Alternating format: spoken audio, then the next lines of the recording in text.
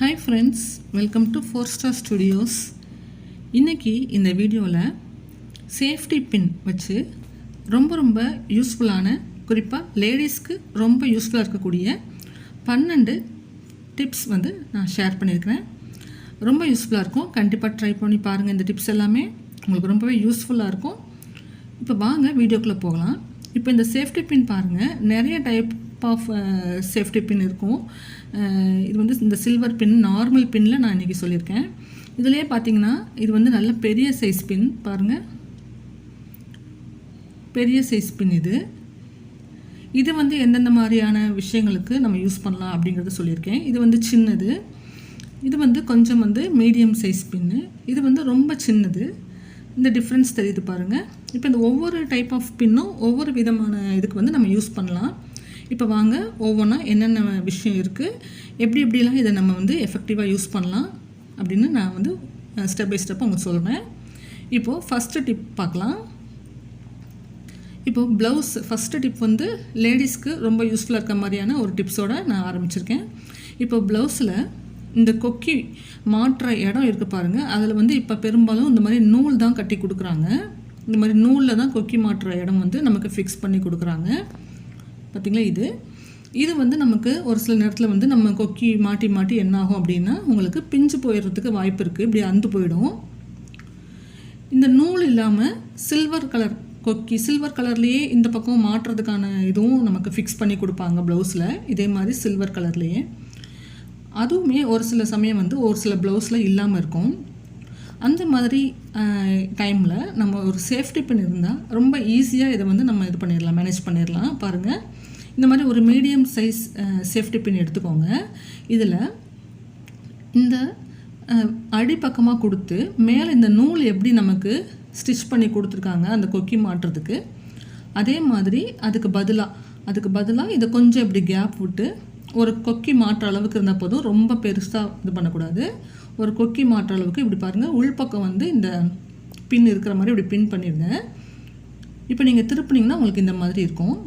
அந்த நூல் இருக்கிற இடத்துக்கு பதிலாக நீங்கள் இந்த மாதிரி ஒரு ஊக்கை மட்டும் ஃபிக்ஸ் பண்ணிவிட்டு அந்த ஊக்கில் அந்த பின் இருக்கல, சேஃப்டி பின், அதில் நீங்கள் இப்படி நம்மளுடைய அந்த கொக்கியை வந்து மாட்டிக்கலாம். பாருங்கள், இந்த மாதிரி. இது வந்து ரொம்ப நல்லாவே ஃபிக்ஸ் ஆகிக்கும், நல்லா டைட்டாக இருக்கும், கலண்டெல்லாம் வராது. அவசரத்துக்கு இது வந்து ரொம்ப யூஸ்ஃபுல்லாக இருக்கும். இது வந்து எந்த இடத்துல வேணாலும் நீங்கள் யூஸ் பண்ணிக்கலாம். பாருங்கள், இப்போ இந்த கீழே வந்து நான் உங்களுக்கு செஞ்சு காமிப்பேன். இப்போ நிறைய இடத்துல வந்து நமக்கு இந்த கீழ் இருக்க இந்த இது வந்து பின் வந்து இது ஆகிட்டாலோ, இல்லை கொஞ்சம் தள்ளி உங்களுக்கு இது வந்து லூஸாக இருக்குது அப்படின்னா கொஞ்சம் தள்ளி இந்த இடத்துல நமக்கு வேணும் அப்படின்னாலோ கொஞ்சம் தள்ளி மாட்டிக்கிட்டால் நமக்கு வந்து கொஞ்சம் டைட்டாக இருக்கும் ப்ளவுஸு. அந்த மாதிரி டைமில் இப்போ இந்த இடத்துல இப்படி மாட்டிக்கலாம். இப்படி ஃபிக்ஸ் பண்ணிவிட்டு நீங்கள் கொக்கி போட்டுக்கலாம். அது அந்த இடத்துல நம்ம பின் பண்ணால் தெரியல இந்த கலரில் ப்ளவுஸில், அதனால் நான் இந்த இடத்துல உங்களுக்கு காமிக்கிறேன். நீங்கள் ஆக்சுவலாக அந்த ப்ளவுஸில் எங்கே உங்களுக்கு அந்த நூல் வச்சு கொடுத்துருக்காங்களோ அதை விட கொஞ்சம் உள்ளே தள்ளி கொஞ்சம் தள்ளி மாட்டிக்கிட்டீங்க அப்படின்னா உங்களுக்கு டைட்டாக ப்ளவுஸை வந்து நீங்கள் போட்டுக்கலாம். இல்லை கொஞ்சம் தள்ளி முன்னாடி மாட்டிக்கிட்டிங்கன்னா லூஸாக இருக்கும். அது எப்படி வேணுமோ நீங்கள் போட்டுக்கலாம். அந்த நூல் கட்டியிருக்கிறது அந்து போயிடுச்சு அப்படிங்கிற டைம்லையும் நீங்கள் இது மாதிரி அவசரத்துக்கு போட்டுக்கலாம். பாருங்கள், நார்மலாக இருக்கிறத இப்படி போட்டு விட்டுட்டிங்க அப்படின்னாக்கா உங்களுக்கு எந்த ஒரு டிஃப்ரென்ஸும் தெரியாது. ரொம்ப ஈஸியாக இதை வந்து நீங்கள் இது பண்ணிக்கலாம். இந்த டிப்ஸ் வந்து உங்களுக்கு ரொம்பவே யூஸ்ஃபுல்லாக இருக்குன்னு நினைக்கிறேன். பாருங்கள், நம்ம எப்படி போட்டிருக்கோன்னு உங்களுக்கு பார்த்தா தெரியும். இதுதான் நம்மளோட ஃபஸ்ட்டு டிப்ஸ். இது வந்து லேடிஸ்க்கெலாம் ரொம்பவே யூஸ்ஃபுல்லாக இருக்கும். இப்போ வாங்க ரெண்டாவது டிப் என்னென்னு பார்க்கலாம். ரெண்டாவது, இந்த மாதிரி பேங்கிள்ஸ்லாம் நிறைய வச்சுருப்போம். இது வந்து கலராக இருக்கும், செட்டாக வச்சுருப்போம். நீங்கள் கலைஞ்சு போயிடும். நீங்கள் எப்படி அடுக்கி வச்சாலும் இது வந்து ஒன்றோட ஒன்று மிக்ஸ் ஆகிரும். ஒரு செட்டில் வந்து 1-2 மட்டும் எங்கே இருக்குன்னே கண்டுபிடிக்க முடியாது. அதே சமயம் நீங்கள் வந்து எங்கேயாவது ட்ராவலுக்கு கொண்டு போகிறீங்க அப்படின்னாலும் 2-3 செட்டு எடுத்துகிட்டு போகும்போது உங்களுக்கு மிக்ஸ் ஆகிரும். இது வந்து எங்கே இருக்குன்னு தேடி கண்டுபிடிக்கிற மாதிரி இருக்கும். அந்த மாதிரி டைமில் இந்த மாதிரி நல்ல ஒரு பெரிய சைஸ் பின்னில் அந்த ஒரு செட்டு பேங்கில் வந்து நீங்கள் இப்படி போட்டு விட்டுடலாம். பேங்கிள்ஸ் அதிகமாக இருக்குன்னா 2 செட்டு 2ஆக பிரித்து கூட 2 இதில் போட்டுக்கலாம். நீங்கள் அந்த கலரை வந்து பார்த்து நீங்கள் எடுத்துக்கலாம். இந்த மாதிரி போட்டு நீங்கள் வந்து ட்ராவலுக்கெலாம் போகும்போது எடுத்துகிட்டு போகிறதுக்கு ரொம்ப யூஸ்ஃபுல்லாக இருக்கும். மிஸ் ஆகாது. கலஞ்சும் போகாது. நீங்கள் இது மாதிரி போட்டே கூட வீட்டில் வந்து நீங்கள் ஏதாவது ஹோல்டர் வச்சுருந்தீங்கன்னா, பேங்கிள் இப்போ ஹோல்ட் பண்ணுறதுக்கு ஏதாவது வச்சுருந்தீங்கன்னா அதுலேயும் ஹோல்ட் பண்ணி வச்சுக்கலாம். அப்படி இல்லைன்னா நார்மலாக நீங்கள் ஏதாவது ஒரு பாக்ஸில் போட்டு வச்சுருக்கீங்க அப்படின்னாலும் இந்த மாதிரி ஒரு பின் போட்டு விட்டுட்டிங்கனாக்கா உங்களுக்கு தேடிக்கிட்டு இருக்க வேண்டாம். அது மாதிரி ட்ராவல் டைமில் ரொம்ப யூஸ்ஃபுல்லாக இருக்கும். பாருங்கள், இந்த டிப்ஸ் வந்து உங்களுக்கு ரொம்பவே யூஸ்ஃபுல்லாக இருக்கும். நிறைய பேங்கிள்ஸ் இருக்கும்போது அதை கசகசன்னு போட்டு வச்சா அந்த நிறைய இடத்த அடைக்கும். இது மாதிரி நீங்கள் ஒரு பேங்கிளில் வந்து இப்படி ஒவ்வொரு பேங்கிளுக்கும் தனித்தனியாக ஒரு பின், நல்ல பெரிய சைஸ் பின் எடுத்து போட்டு விட்டுட்டிங்கன்னா ரொம்ப யூஸ்ஃபுல்லாக இருக்கும். இப்போ அடுத்த டிப் என்னென்னா, பேங்கிள் மாதிரியே நம்ம இப்போ இயர்ரிங்ஸ்லாம் வந்து பேங்கிள்ஸ் கூட கண்டுபிடிச்சிடலாம். ஆனால் இயர்ரிங்ஸில் வந்து ஒன்று மட்டும் கிடைக்கும். அவசரத்துக்கு இன்னொன்று எங்கே இருக்குன்னே கண்டுபிடிக்க முடியாது. பாருங்கள், எது இதோட மேட்சிங்னு தெரியாது. இப்போ நான் வந்து உங்களுக்கு வீடியோவில் காமிக்கிறதுக்காக ஒரு 3 அல்லது 4 மட்டும் எடுத்து காமிச்சிருக்கேன். இப்போ நிறைய இயர்ரிங்ஸ் இருக்குது அப்படின்னா ஒன்று மட்டும்தான் நமக்கு கிடைக்கும். அவசரத்தில் கிளம்பும் போது இன்னொன்று எங்கே இருக்குதுன்னு கண்டுபிடிக்க முடியாது. அந்த மாதிரி டைமில் நீங்கள் வந்து ஃப்ரீ டைமில் என்ன பண்ணுங்கன்னா, உங்களோட இயர்ரிங்ஸை ஃபுல்லாக இந்த மாதிரி ஜோடி ஜோடியாக இப்படி ஒரு பின்னில் வந்து மாட்டி விட்டுட்டிங்க அப்படின்னா செட்டாக இருக்கும், தொலைஞ்சு போகாது. உங்களுக்கு ஒன்று மட்டும் கிடச்சிட்டு இன்னொன்று எங்கே இருக்குதுன்னு தெரியலங்கிற மாதிரி வந்து ப்ராப்ளம் இருக்காது. ஈஸியாக எடுத்துக்கலாம், கலைஞ்சும் போகாது. நீங்கள் ஈஸியாக இதை அடுக்கி வச்சுக்கலாம். இது மாதிரி போட்டு வச்சுக்கிறது வந்து நான் சொன்ன மாதிரி, ஏற்கனவே சொன்ன மாதிரி, பேங்கிள்ஸ்க்கு சொன்ன மாதிரி ட்ராவல் டைமில் நீங்கள் எங்கேயாவது ஒரு இடத்துலேருந்து இன்னொரு இடத்துக்கு எடுத்துகிட்டு போகணும் அப்படிங்கும் போதும் ஒன்று மட்டும் கிடைக்கும், இன்னொன்று எங்கே இருக்குதுன்னு அந்த உங்கள் பேக்கே தலைகளாக பிரித்து தேடுற மாதிரி இருக்கும். அதுக்கு ஒரு பாக்ஸில் இந்த மாதிரி ஜோடி ஜோடியாக பின் பண்ணி போட்டு வச்சுட்டிங்க அப்படின்னா நீங்கள் ஒன்று எடுக்கும் போதே அந்த இன்னொன்று சேர்ந்த மாதிரி உங்களுக்கு வந்துடும். நீங்கள் கலர் மட்டும் பார்த்துட்டு நீங்கள் எதை போட போகிறீங்கன்னு சூஸ் பண்ணிட்டு அந்த ஒரு இயர்ரிங்கை நீங்கள் பிடிச்சி தூக்குனீங்கனாலே இன்னொன்றும் அதோடு சேர்ந்து வந்துடும். உங்களுக்கு இது வந்து ரொம்ப டென்ஷன் ஃப்ரீயாக இருக்கும். கண்டுபிடிக்க வேண்டியது எங்கே இருக்குன்னு தேடிட்டு இருக்க வேண்டிய அவசியம் கிடையாது. பாருங்கள், எப்படி நீங்கள் போட்டாலும் இது ஒன்றோட ஒன்று மிக்ஸ் ஆகாது. இதுவுமே வந்து ரொம்ப யூஸ்ஃபுல்லான டிப்ஸ்ன்னு நினைக்கிறேன். கண்டிப்பாக ட்ரை பண்ணி பாருங்கள். இது வந்து ஏதாவது பாக்ஸில் போட்டு ஸ்டோர் பண்ணுறதுனால இதே மாதிரி பின் போட்டு ஸ்டோர் பண்ணிக்கோங்க. ட்ராவல் டைம்லேயும் ரொம்ப யூஸ்ஃபுல்லாக இருக்கும். அடுத்த டிப் பார்த்திங்கன்னா, இந்த மாதிரி கீ செயின் இல்லாமல் சிங்கிளாக ஒத்தையாக சாவி ஏதாவது நம்மகிட்ட இருக்கும். இது வந்து இப்படி போட்டு வச்சுருந்தோம் அப்படின்னாக்கா கண்டிப்பாக மிஸ் ஆயிரும். ஏன்னா இப்படி இருந்தால் நம்ம எங்கேயுமே ஹேங் பண்ண முடியாது. இதுக்கு ஒரு கீ செயின் நீங்கள் ரெடி பண்ணுற வரைக்கும் இது மிஸ் ஆகாமல் இருக்கிறதுக்காக ஒரு சேஃப்டி பின்னை இதில் மாட்டி விட்டுட்டிங்க அப்படின்னா, மாட்டிட்டு இதை எங்கேயாவது ஒரு ஆணியில் அப்படி ஹோல்ட் பண்ணிடலாம். அப்படி இல்லைன்னா உங்கள்கிட்ட வந்து கீ ஹோல்டர் இருந்தாலும் அதில் மாட்டி விட்டுடலாம். சாவி வந்து மிஸ் ஆகாது. இதுக்கு ஒரு கரெக்டான ஒரு இது கீ ஹோல்டரில் வந்து இப்படி போட்டு விட்டுட்டிங்க அப்படின்னா இதுக்கு ஒரு கரெக்டான ஒரு கீ செயின் நீங்கள் ரெடி பண்ணுற வரைக்கும் இந்த சாவி மிஸ் ஆகிடாமல் இருக்கும். இது மாதிரி சிங்கிளாக கீ செயின் இல்லாமல் ஏதாவது சாவி இருந்ததுன்னா அதில் இந்த மாதிரி ஒரு பின்னை மாட்டி இது உங்கள் ஹோல்டர்லேயோ இல்லை வந்து ஒரு செவத்தில் ஒரு ஆணிலையோ மாட்டி வச்சிட்டிங்கன்னா கண்டிப்பாக இது மிஸ் ஆகாது. தேடிக்கிட்டு இருக்க வேண்டிய அவசியம் இல்லை. இந்த டிப்ஸும் நீங்கள் ஃபாலோ பண்ணிக்கோங்க. அடுத்தது, இப்போ ஒரு பேப்பர் எடுத்துக்கலாம். ஒரு பேப்பரை நம்ம கட் பண்ணுறதுக்கு நிறைய டைப்பாக நம்ம கட் பண்ணலாம். அதை மடிச்சுட்டு கையாலேயே கட் பண்ணலாம். அப்படி இல்லைன்னா சிஸ்ஸர்ஸ் யூஸ் பண்ணலாம். இது மாதிரி பின் கூட, சேஃப்டி பின் கூட யூஸ் பண்ணி நம்ம இந்த பேப்பரை வந்து கட் பண்ண முடியும். ரொம்ப நீட்டாக பிசிறே இல்லாமல் நீட்டாக கட் பண்ணலாம். பாருங்கள், இந்த ஷார்ப்பான எண்டு இருக்கு இல்லையா, ஒரு ஸ்கேல் வச்சுட்டு உங்களுக்கு எங்கே கட் பண்ணணுமோ அந்த இடத்துல இந்த மாதிரி ஒரு 2 அல்லது 3 தடவை இப்படி இழுத்து விட்டுட்டிங்க அப்படின்னா, இப்படி நல்லா ப்ரெஸ் பண்ணி இழுத்து விட்டுட்டிங்கன்னா ஈஸியாக உங்களுக்கு அப்படியே அந்த நீங்கள் கோடு போட்ட இடம் வந்து இப்படி அழகாக கட் பண்ண வந்துடும். இது ரொம்ப யூஸ்ஃபுல்லாக இருக்கும். அவசரத்துக்கு ஒரே மாதிரி நீட்டாக கட் பண்ணணும், பிசுறு இல்லாமல் கட் பண்ணணும் அப்படிங்கும் போதும், அவசரத்துக்கு கத்திரிக்கோல்லாம் கிடைக்கல, கத்திலாம் கிடைக்கலங்கும் போது இதை யூஸ் பண்ணிக்கலாம். இப்போ வந்து சம்மர் டைமாக இருக்குது. குழந்தைங்கள்லாம் நிறைய கிராஃப்ட் ஐட்டம்ஸ்லாம் செய்யணும்னு நினைப்பாங்க. வீட்டில் பேப்பர்லாம் வச்சு ஏதாவது கட் பண்ணி ஏதாவது அவங்க ஒரு கிராஃப்ட் ரெடி பண்ணுவாங்க. அந்த டைமில் குழந்தைங்கள்ட்ட வந்து கத்தியெல்லாம் கொடுக்குறத விட, கத்திரிக்கோல்லாம் கொடுக்குறத விட கட் பண்ணுறதுக்கு இந்த மாதிரி ஒரு சின்ன பின்னாக கொடுத்தா போதும். ரொம்ப பெருசாக கொடுக்க வேண்டாம். இந்த மாதிரி பின் மட்டும் நம்ம யூஸ் பண்ணி கட் பண்ணலாம். பெரியவங்களுக்குமே எப்போயாவது அவசரத்துக்கு இந்த மாதிரி கட் பண்ணுறதுக்கு யூஸ்ஃபுல்லாக இருக்கும். இன்னொன்று, குழந்தைங்கள்ட்ட கொடுக்கும்போது அது கத்தியாக இருந்தாலும் சரி, கத்திரிக்கோளாக இருந்தாலும் சரி, இல்லை இது மாதிரி பின் வச்சு கட் பண்ணாலும் சரி, கண்டிப்பாக நீங்கள் பக்கத்தில் இருந்து பார்த்துக்கோங்க. இது வந்து ஈஸியாக கட் பண்ணலாம். இது மாதிரி கட் பண்ணுறதுக்கு ஒரு ஆப்ஷன் இருக்குங்கிறதுக்காக நான் உங்களுக்கு இதை செஞ்சு காமிச்சிருக்கேன். பாருங்கள், சின்ன சின்ன பீசஸ் கூட நம்ம இது மாதிரி சின்னதாக அழகாக கட் பண்ணலாம். எதுக்கு எப்படி வேணாலும் யூஸ் பண்ணலாம். ஒரு 2-3 தடவை இப்படி கோடு போட்டு விட்டுட்டு அழகாக அப்படி இழுத்திங்கன்னா சூப்பராக வந்துடும். குழந்தைங்கள்கிட்ட கொடுக்கும்போது கண்டிப்பாக நீங்கள் கூட பக்கத்தில் இருந்துக்கோங்க. அதுதான் வந்து எப்பயுமே சேஃப்டி. இப்போ வாங்க அடுத்த டிப்ஸ் யூஸ் பண்ணலாம். இப்போ அடுத்தது, இது ரொம்ப முக்கியமான அதே சமயம் ரொம்ப யூஸ்ஃபுல்லான ஒரு டிப்ஸு. இந்த மாதிரி ஒரு பேக் நீங்கள் ஷாப்பிங்க்கு, அதாவது குறிப்பாக முக்கியமாக வெஜிடபிள்ஸ்லாம் வாங்குறதுக்கு பக்கத்தில் இருக்கிற மளிகை கடைக்கெல்லாம் போகிறதுக்கு ஏதாவது ஒரு பை கண்டிப்பாக ரெகுலராக யூஸ் பண்ணுறதுக்கு வச்சுருப்பீங்க. அந்த பையில் வந்து நீங்கள் ஒரு இடத்துல நீங்கள் ஒரு பொருள் வாங்கிட்டு அவங்க மிச்சம் சில்லறை ஏதாவது கொடுத்தாங்கன்னா அதை கையில் வச்சுக்க முடியாது. நம்ம என்ன செய்வோம்னா, அந்த பேக்கில் அந்த வாங்கின பொருள் இருக்கும், அது கூடவே அந்த மிச்ச சில்லறை காசையும் நம்ம உள்ளே போட்டுருவோம். நெக்ஸ்ட்டு இன்னொரு பொருள் வாங்கும்போது நம்ம அந்த சில்லறை தேடி எடுக்கிறதுக்கு அந்த பேக்குள்ளே கையை விட்டு எங்கே இருக்குதுன்னு தேடிக்கிட்டு இருக்கணும். அதுக்கு பதிலாக இந்த பை நீங்கள் ரெகுலராக நீங்கள் காய்கறி வாங்க போகிறதுக்கு கொண்டு போகிற பைக்கு உள் பக்கமாக மேலே இந்த மாதிரி பர்ஸ் எல்லார் வீட்லேயுமே அவைலபிளாக இருக்கும். நீங்கள் நகை கடையிலலாம் கொடுப்பாங்க. அப்படி இல்லைன்னா எந்த பர்ஸாக இருந்தாலும் சரி, நீங்கள் யூஸ் பண்ணுற ஏதாவது ஒரு சின்ன பர்ஸ் எடுத்து இப்படி ஒரு பின் வந்து உள் பக்கமாக அப்படி போட்டு விட்டுடுங்க. போட்டு விட்டுட்டோம் அப்படின்னாக்க நமக்கு அந்த பர்ஸு வந்து அந்த மேல் பக்கமே இருக்கும். இதை வந்து நம்ம இப்படி மூடிக்கலாம், வேணுங்கும் போது திறந்துக்கலாம், எப்படி வேணாலும் யூஸ் பண்ணிக்கலாம். இந்த மாதிரி இந்த பர்ஸை அப்படி ஃபிக்ஸ் பண்ணிட்டோம் அப்படின்னா நம்ம கடைக்கு கொண்டு போகும்போது பொருள் வாங்கிட்டு பொருளை வந்து பேக்குள்ளே போட்டுட்டு அந்த சில்லறையை வந்து உள்ளுக்குள்ளேயே போடாமல் டக்குன்னு இந்த பேக்கில் நமக்கு மேலே அப்படி பர்ஸு ஃபிக்ஸ் பண்ணியிருக்கோம் இல்லையா, இதை திறந்து நம்ம உள்ளே போட்டுக்கலாம். இதை திறந்து உள்ளே அந்த சில்லறை காசை போட்டு வச்சிட்டோம் அப்படின்னாக்க நம்ம தேடிக்கிட்டு இருக்க வேணாம். அந்த பேக்கில் இருக்கிற பொருளோட கையை உள்ளே விட்டு அடியில் அந்த சில்லறை காசை தேடி எடுத்துக்கிட்டு இருக்க வேணாம். இப்படி போட்டு யூஸ் பண்ணிக்கலாம். நெக்ஸ்ட் டைம் அடுத்து ஒரு பொருள் வாங்கும்போது இதுலேருந்து காசை எடுத்துக்கலாம், சில்லறை காசு இதிலே போட்டுக்கலாம். இது ரொம்ப யூஸ்ஃபுல்லாக இருக்கும். இது மாதிரி ஒரு பேக்கில் வந்து ஃபிக்ஸ் பண்ணி வச்சுக்கோங்க. அடுத்த டிப்ஸ் பார்த்திங்கன்னா, குக்கர்லாம் நம்ம இதில் ஏதாவது ஒரு அந்த ஹோலில் வந்து அடைச்சிக்கிச்சு, ஏதாவது ஒரு ஃபுட் பார்ட்டிக்கல் உள்ளே போயிடுச்சு அப்படின்னாக்கா நம்ம வாஷ் பண்ணால் கூட போகலை அப்படின்னா அதை க்ளீன் பண்ணுறதுக்கு நம்ம இந்த சேஃப்டி பின் யூஸ் பண்ணலாம்.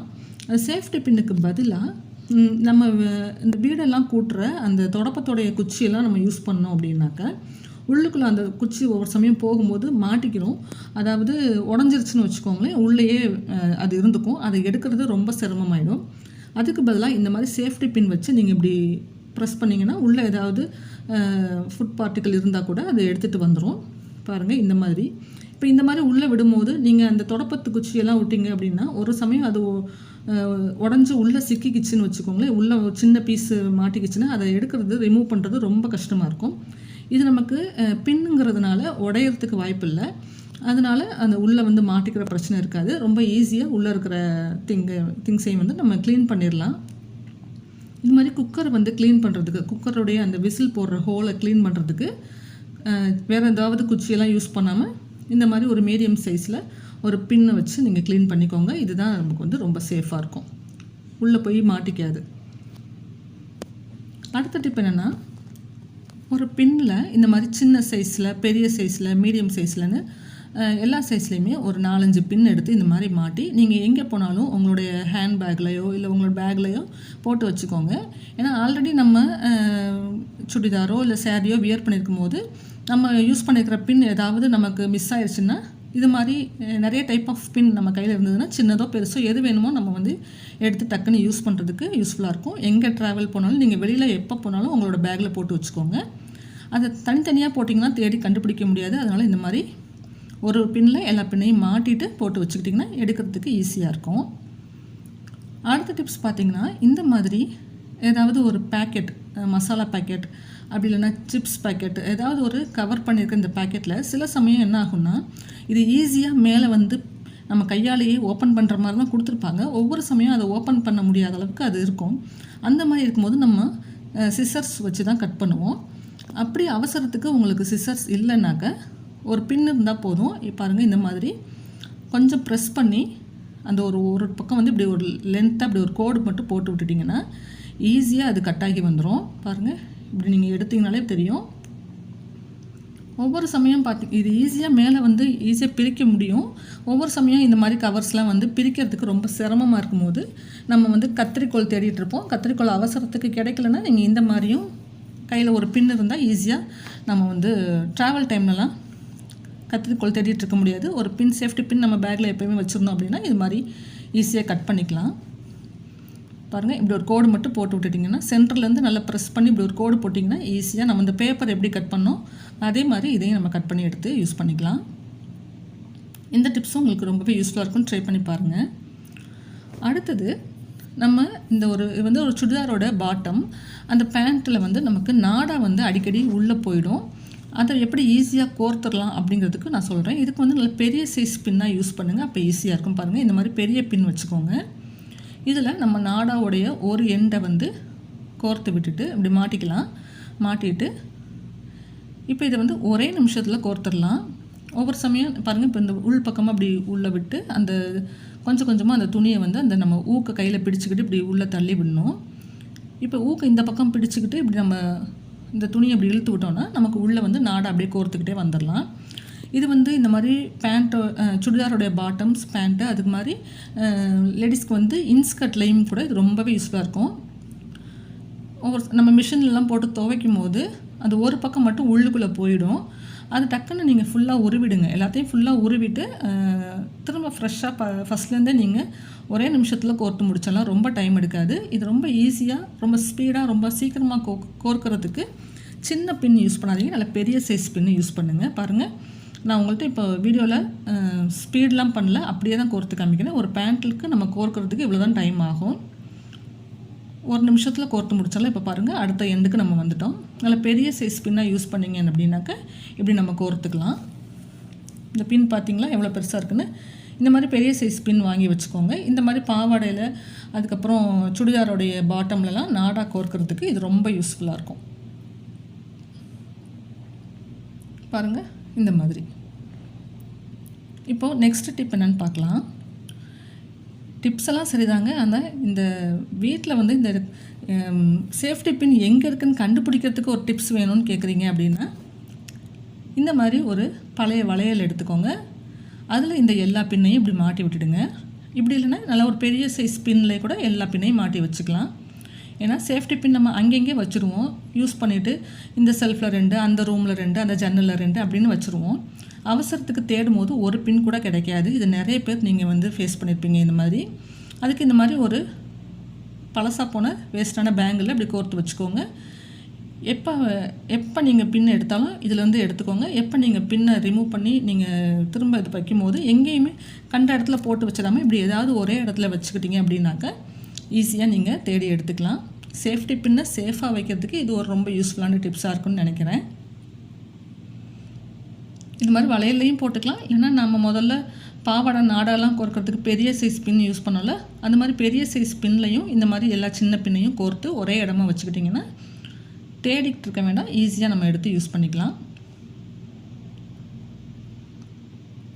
எல்லா பின்னும் ஒரே இடத்துல இருக்கும், ஈஸியாக நம்ம எடுத்துக்கலாம். ஓகேங்களா? இப்போ அடுத்து ஃபைனல் டிப் என்னென்னா, நம்ம ஒரு செட்டு பின்னு வாங்கி யூஸ் பண்ணிகிட்ருப்போம். புதுசாக இருக்கும்போது பார்த்திங்கன்னா நல்லா இந்த மாதிரி நல்லா ஷைனிங்காக சில்வர் கலரில் நல்லா பளபளன்னு இருக்கும். இன்னொரு செட்டை வந்து நம்ம எக்ஸ்ட்ரா வாங்கி வச்சுருப்போம் அப்படின்னா கொஞ்சம் நாளில் பார்த்திங்கன்னா ஒரு 2-3 மாதத்தில் அது வந்து துரு பிடிச்ச மாதிரி ஒரு மாதிரி கருத்து போயிடும், துரு பிடிச்ச மாதிரி ஆகிடும். அந்த மாதிரி ஆகாமல் இருக்கிறதுக்கு நீங்கள் யூஸ் பண்ணிக்கிட்டு இருக்கிற செட்டு போக எக்ஸ்ட்ரா உங்கள்கிட்ட இருக்கிற பின்ஸை வந்து இந்த மாதிரி ஒரு பாக்ஸில் போட்டு ஏதாவது ஒரு பவுடர், நம்ம ஃபேஸ்க்கு யூஸ் பண்ணுற பவுடர் கொஞ்சமாக இப்படி அதில் தூவிட்டு நல்லா அதை வந்து மூடி போட்டு இப்படி ஷேக் பண்ணி விட்டுட்டிங்க அப்படின்னாக்க இந்த பின் வந்து துரு பிடிக்காது, கருத்து போகாது. ரொம்ப நாளைக்கு இதே மாதிரி புதுசு போலவே இருக்கும். கண்டிப்பாக இதுவும் ஃபாலோ பண்ணுங்கள். நீங்கள் யூஸ் பண்ணுற செட்டை மட்டும் வெளியில் வச்சுக்கோங்க. இந்த மாதிரி எக்ஸ்ட்ரா இருக்கிற பின்ஸ் எல்லாம் வந்து இது மாதிரி போட்டு வச்சிட்டிங்க அப்படின்னா நல்லா புத்தம் புதுசாகவே இருக்கும். நீங்கள் வேணுங்கும் போது எடுத்து தொடச்சிட்டு யூஸ் பண்ணிக்கலாம். பாருங்கள், இந்த மாதிரி எடுத்துகிட்டு நீங்கள் யூஸ் பண்ணிட்டீங்க அப்படின்னாக்க ரொம்ப யூஸ்ஃபுல்லாக இருக்கும். இதுவும் பின் வந்து ரொம்ப கருத்து போகாமல் புதுசு மாதிரி மெயின்டைன் பண்ணுறதுக்கு இந்த டிப்ஸும் ஃபாலோ பண்ணுங்கள். அவ்வளோதான் ஃப்ரெண்ட்ஸ். இப்போது இந்த வீடியோவில் நான் சொல்லியிருக்கிற இந்த டிப்ஸ் எல்லாமே உங்களுக்கு ரொம்ப யூஸ்ஃபுல்லாக இருக்குன்னு நினைக்கிறேன். இந்த வீடியோ உங்களுக்கு யூஸ்ஃபுல்லாக இருக்குன்னு நினச்சிங்கன்னா கண்டிப்பாக இந்த வீடியோக்கு ஒரு லைக் கொடுக்க மறந்துடாதீங்க. இது மாதிரி நிறைய யூஸ்ஃபுல்லான வீடியோஸ்க்கு நம்ம சேனல் 4 Star Studios சப்ஸ்கிரைப் பண்ணி வச்சுக்கோங்க. இந்த வீடியோவை உங்கள் ஃப்ரெண்ட்ஸ், ஃபேமிலி மெம்பர்ஸ் கூட கண்டிப்பாக ஷேர் பண்ணிக்கோங்க. தேங்க்ஸ் ஃபார் வாட்சிங்.